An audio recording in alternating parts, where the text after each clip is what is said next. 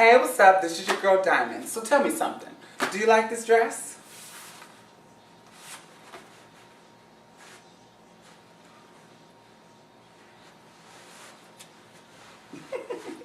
I absolutely love this dress. Me and this dress go way back. You know how some people have their skinny jeans, like jeans that they are planning to be able to fit again, and they never throw them away because they have plans to get back down to that size? This is kind of those skinny jeans for me. Except it has, when I bought it, it had nothing to do with my actual weight.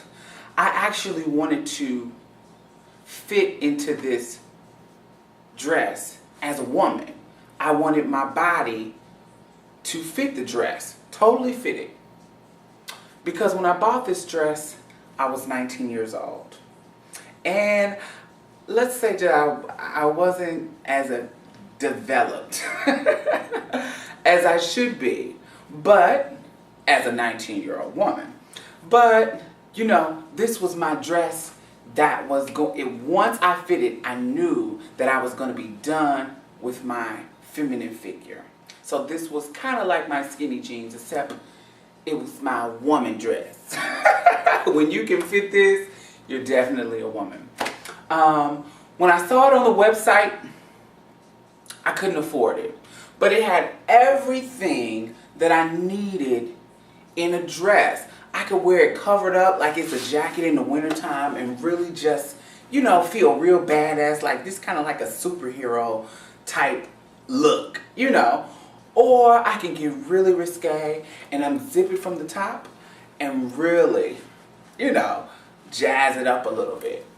Or if I just want to go over the top sexy, zip it from the bottom and go all the way up as far as I could possibly can.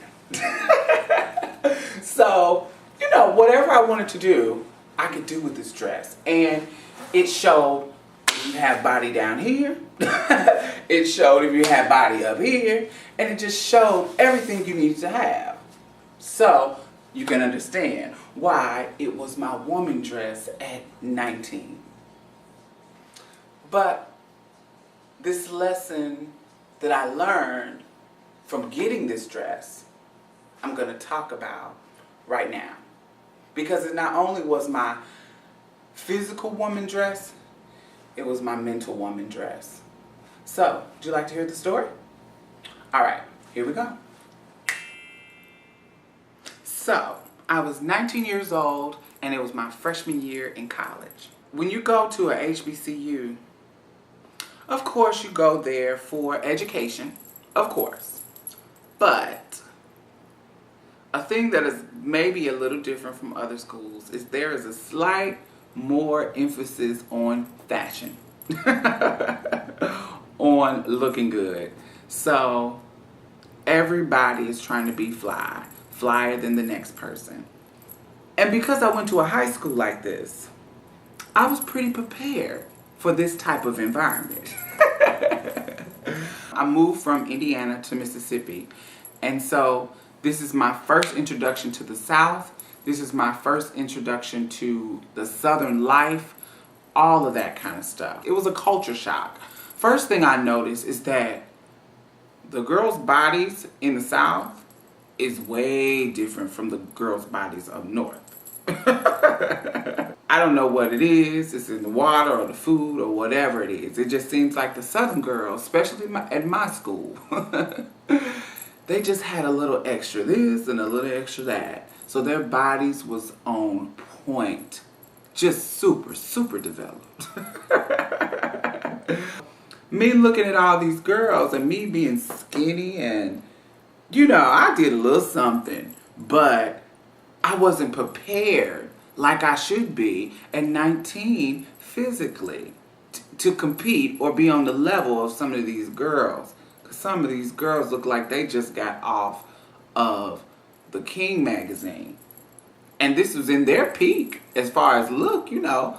They're young, they ain't got fat yet, they ain't had a ton of kids. They just body right.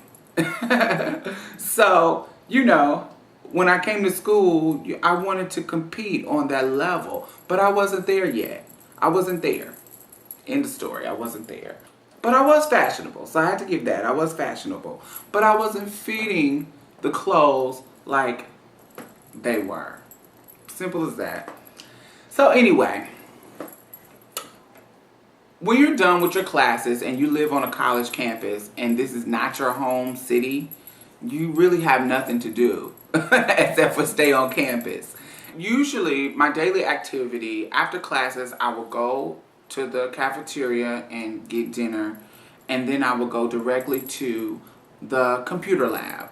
I usually would go to the one in the library or this other one in the business building. I usually would go to the library one when I was by myself, but with all my friends, I will go to the one in the business building because it's more private and we can clown in there. In the library, they want you to be quiet and do all that kind of stuff. But in the business building, we can clown and be loud and do whatever we want. This particular day, I was in the business building and I was online shopping because I wanted to buy something cute for the pep rally, for homecoming. So I looked on the website. I'm going through all kind of websites, blah, blah, blah, blah, blah. And finally I see this dress, this leather dress with dual zippers. I loved it. It was perfect. But what I would want to do with this dress, I couldn't do yet. I couldn't do yet. I couldn't do what I wanted to do with this dress. But I wanted it. But I also couldn't afford it. At this time, it was the fall semester, and I hadn't got work. It's my freshman year. I hadn't got work study yet. I hadn't got my out-of-state fees waived. It was just the most strugglingest time of my college life. So I was super, super broke. So I'm in there in the computer lab looking through clothes that I can't afford. So next thing you know, I hear a rustle outside of the computer lab, and here comes one of my friends, but she has it's a group of people coming in, but they all are not together. But one of them is my friend, so she comes and sits next to me. And the other one is this guy named John. John is absolutely 100% ugly. That's as much as I like to give people the benefit of the doubt or find some kind of cuteness in them. There is not one thing beside his body, because he was in the army. So he had a beautiful body, but everything else was unattractive. He didn't have the best skin. He had the horrible teeth. He had these glasses that were super, super thick, and they magnified his eyes so his pupils looked this big. He hardly had a haircut. He just was ugly. I can't explain it any other way. Totally unattractive. Somebody that, even with his body, you would be like, oh, he ugly as fuck, but he got a badass body. But you didn't even want to look because it's like, God, he's so ugly. They came into the computer lab. My friend sat on this side of me, and John sat on this side of me. Now, of course, because I'm a transsexual, guys always act funny towards me. Guys really, if there was a seat by me, if we're in the cafeteria or something, they wouldn't sit by me. If we're in the computer lab, they wouldn't sit at the computer next to me. They would sit somewhere else, even if it was not convenient for them to sit there. They're very the type that avoided me. Anyway, that's what guys do. But there were certain guys that just didn't, who did not just really give a fuck, John being one. So he sat down, spoke to me, hey Dee, what's up? I said, hey, how are you doing? Da-da-da-da, left it at that. He was always very talkative to me, always. Me and John had a history, in the sense that when I first got to Jackson State, it was a huge ass ordeal with there being a transgender woman living on campus in the boys' dorm. I had not got anything changed, So for legal purposes, they put me in the boys' dorm, which was fine for me. Now, don't get me wrong. If they told me that I could stay in a girls' dorm, I still wouldn't stay in a girls' dorm. The reason why is because if I want to have boy company and I live in the boys' dorm, they don't have to sneak in and nobody would notice that they are there. But if I was in a girls' dorm and I wanted to have boy company, I couldn't have them because the boys are not supposed to be there in the girls' dorm. So they would have to sneak in. If somebody seen them, it just would be too open and obvious. But boys come to the boys' dorm all the time because it's a boys' dorm. So if I wanted to have company, I could have it. No problem. So anyway, one of the issues that I was having when I first got there, because I was the first one to ever live on campus, the first transsexual to ever live on campus, and it caused a lot of problems. Threats, I had to fight, had to do all kinds of stuff, blah, blah, blah. John was one of the people who took the time to write me a letter. He wrote me a letter saying that he feels bad that they're fucking with me like this and to keep my head up, blah, blah, blah, blah, da, da, da. It was a really sweet letter. Like, wow, this was really thoughtful for you to do. Because what boys would do, they would slide letters under my door. And they would sneak and slide letters on my door. Some of them would be very vulgar and none of them would be negative, but they would be vulgar. Like, man, you need to let me sneak in your room and suck my dick. Don't tell nobody I sent you this, but I'm in room such and such, such and such, such and such, and you sexy as fuck. All this down low, freaky type letters that they would sneak under my door. Or it would be simple, here's my room number, call me, ask for Derek. Boom. Don't tell nobody I sent you this. But John's letter was really simple, and it was, you know, it's fucked up that they treat you like this, and, you know, keep your head up. Nothing sexual, nothing, just that. But it didn't matter. Remember I said he was ugly. So it didn't matter how nice you are.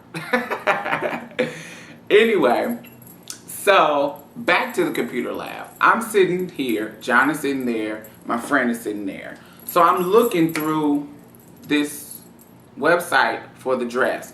And I'm telling my homegirl that I want this dress. And she was like, bitch, that's a badass dress. Da, da, da, da, da, da, blah. And we're just talking about it. And I was like, I can't really afford it, but I'm going to save for it. And I'm going to get it. Before this year is up, I'm going to get this motherfucking dress. Da, da, da, da, da, da. It just was one of my goals to rock that dress. We kind of clowned, did whatever we need to do. And I end up leaving the computer lab or whatever.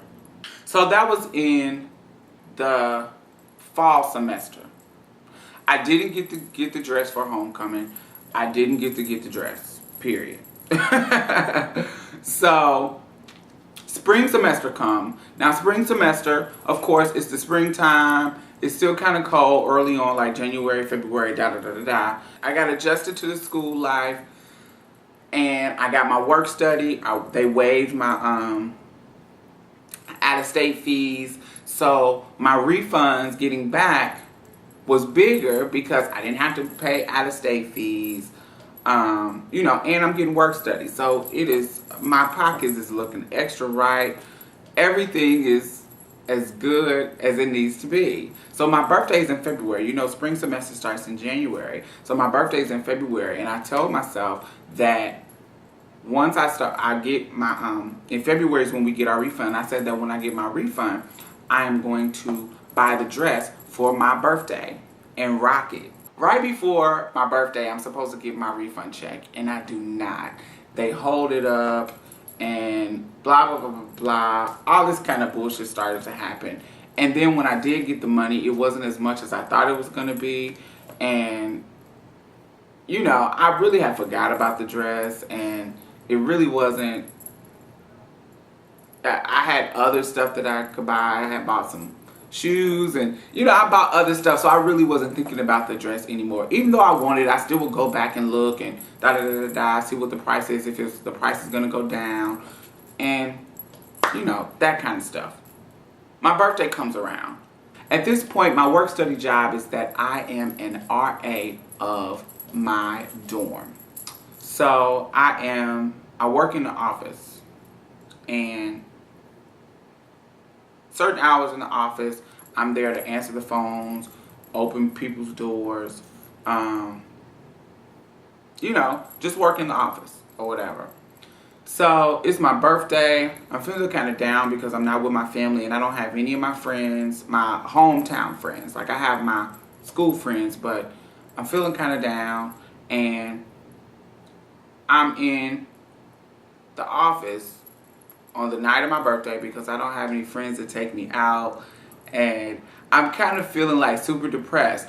But because my birthday falls on a weekday, everybody else is in too. So I have nothing but, in the office is nothing but the gay boys, because the gay boys just flock to me at this point. And so they're in there, Miss Dee Dee, da da da da da da da, and all the butch queens are just out. Any of the butch queens that work in the office, they in there, they down there at night, because we clown and kiki all night. And so even the straight boys is in there. So even the straight boys that work in the office. Now the straight boys that don't work in the office, they're not going to hang out there because there's tons of gays. It's just a gay function. Everything is popping. You got girls coming into the lobby, talking to the other boys. Boys coming in and out to buy drinks. It's just kind of really busy all over the dorm right now, where we're at, the section of the dorm. So all of a sudden, John comes through the door with flowers and a box. And this is my birthday. He comes right to the office. There's like this window kind of thing that everybody will see him bringing these flowers and this box to me in front of everybody. He gives me the flowers and the box. I open the box, and here is my leather dress.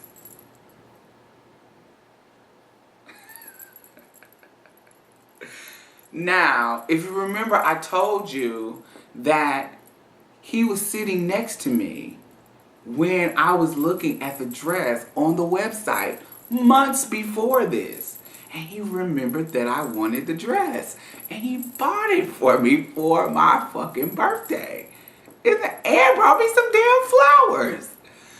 The absolute sweetest thing that anybody has ever done for me at this point in my life.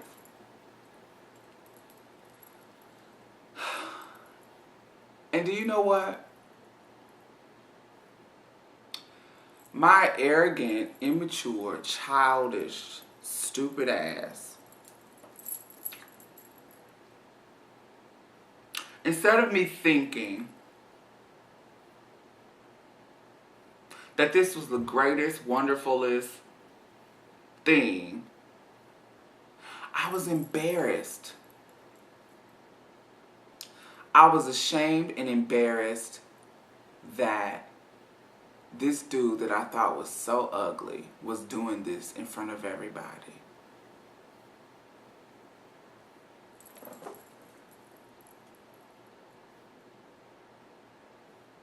And I felt, when the situation was done, I felt bad, but when the situation was going on, I could not control it. I was embarrassed. And it wasn't like a, oh my God, you bought this for me. It was like a shame thing that this ugly man, did this in front of everybody. I wish that he would have done this in private. That's how I felt. I just was like, oh wow, thank you. Thank you for this. Oh, this is sweet. Why did you do this?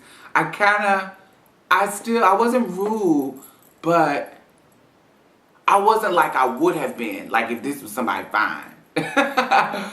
So prior to this, in between the time of the letters getting pushed under my door and this particular moment, John had asked me out on like a couple of dates, but I would always make excuses about it because, like I said, he was ugly and I did not want to go out on a date. But because he did this sweet thing, I felt obligated. I felt obligated to go out with him. The next time he asked me to go out, I said yes. We went to the movies. He still was ugly. I still was unattracted to him. But I was trying so my hardest to be attracted to him. But I could not. Although the night went well, it didn't go bad. I went on a date with you. I don't have to go out on another date with you. So anytime he would ask me to go out on another date, I would say no or make an excuse.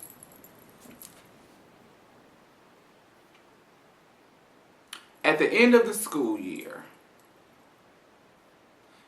John was going to the army or something, some type of military thing, because I told y'all he was in the military.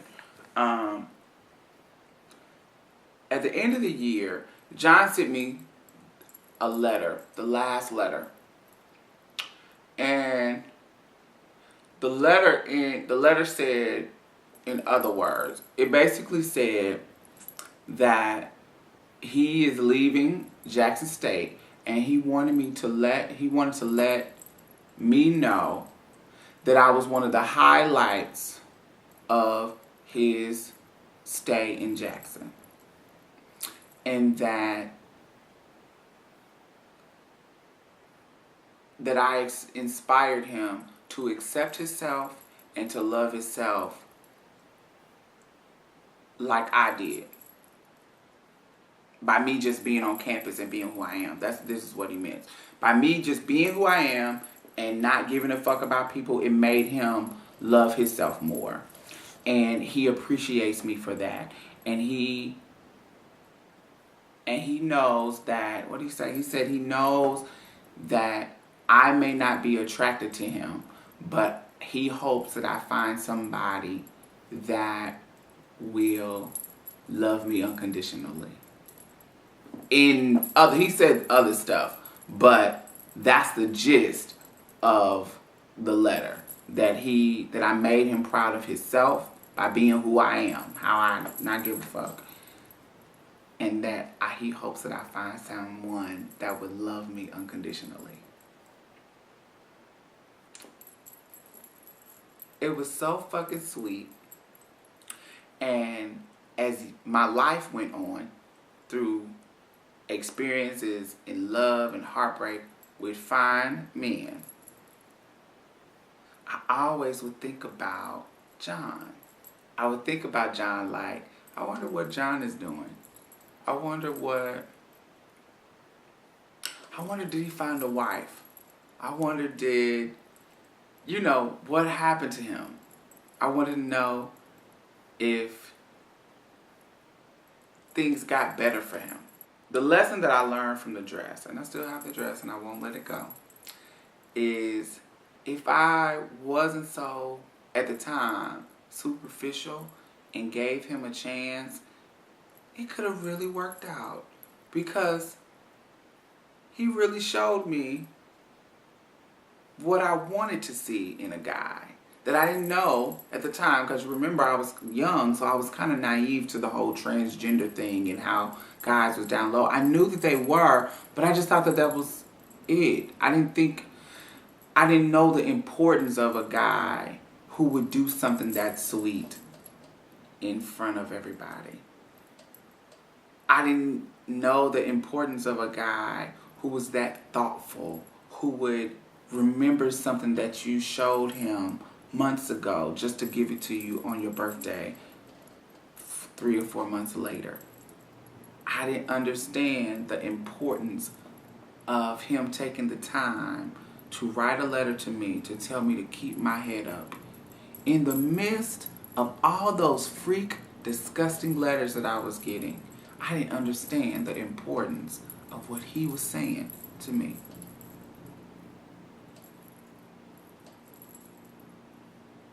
Do I regret it? A little bit. If I was who I am now, would I change my actions? Yes. but I wasn't who I was now. I wasn't then who I am now.